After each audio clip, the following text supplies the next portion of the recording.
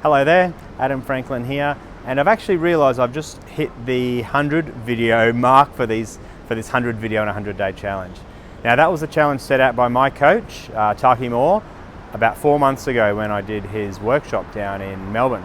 Now I stuck to it. I've recorded 100 videos. I haven't actually posted all of them on time, but I have recorded on average one a day.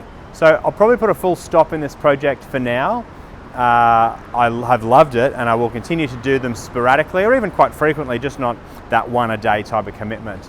So I hope you have found it useful. The things I've learnt from it is there's always a video you can record. It can be in the car, it can be at home, it can be out on the road. You only need to talk for a minute or two, so there's always something you can say. Thinking of that is sometimes a tiny challenge, but what it does is it forces you to become comfortable talking to the camera.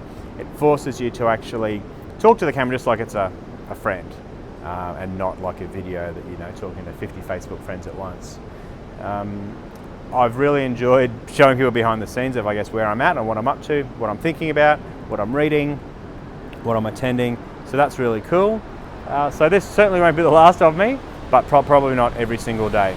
So that's my recap of the 100 videos in 100 days challenge. If you're up for the challenge yourself, let me know. I'll be sure to give you lots of encouragement. All right, take care. See ya.